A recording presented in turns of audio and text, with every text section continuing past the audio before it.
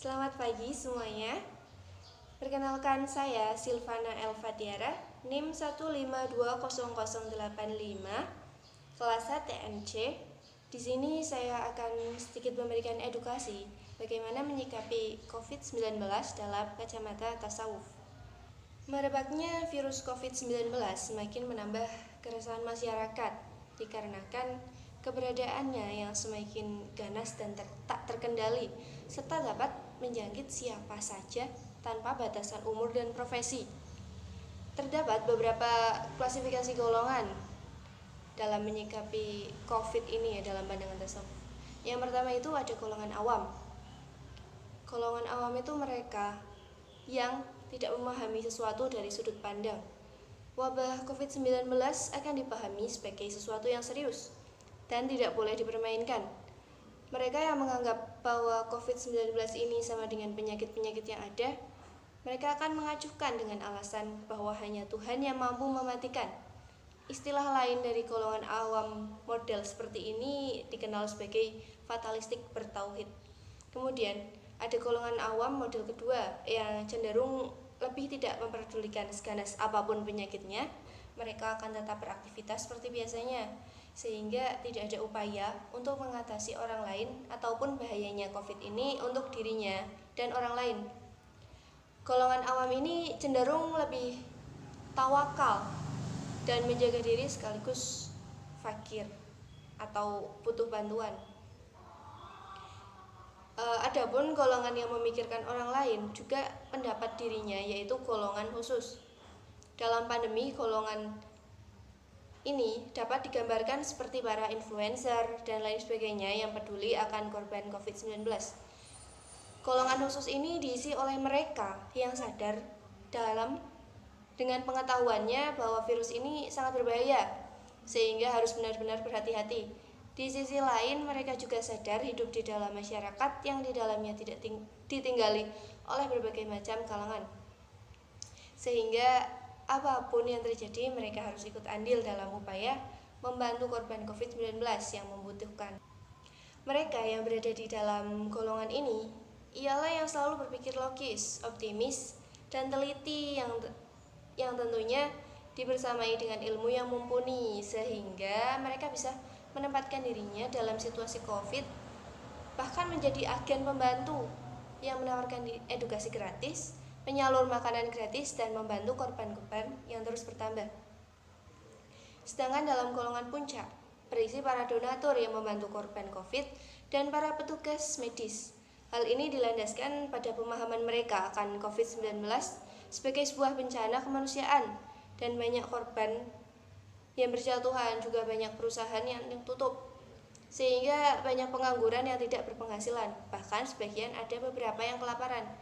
Di sisi lain, banyak korban yang terus bertambah, artinya peluang untuk terkena semakin tinggi.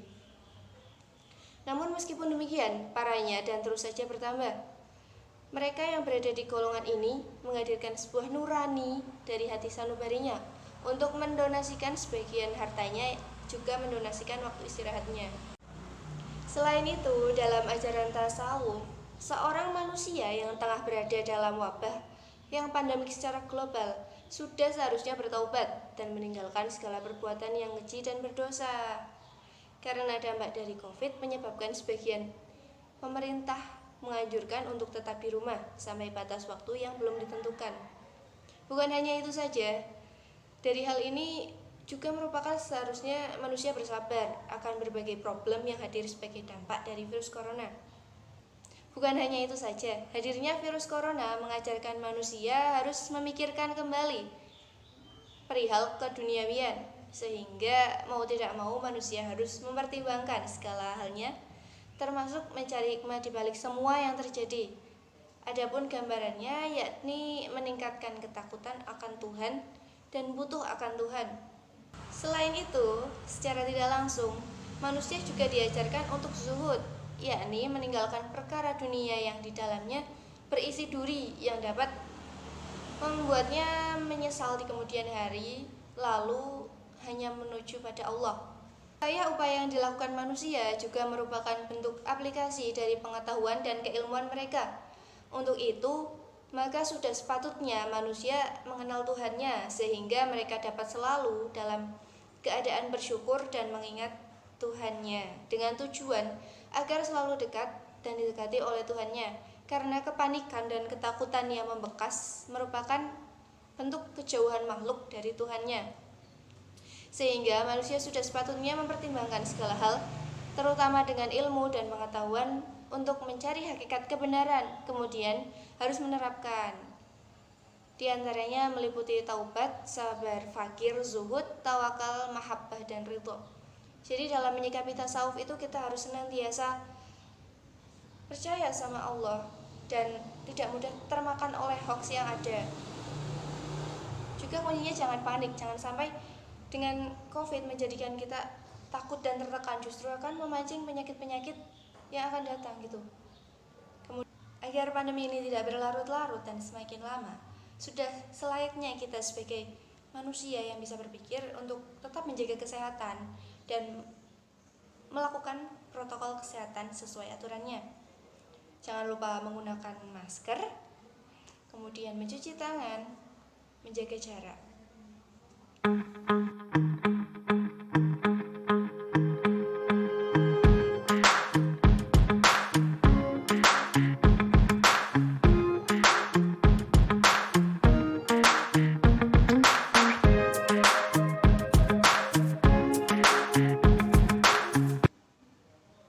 Semoga kita senantiasa dalam lindungan Allah Subhanahu wa taala.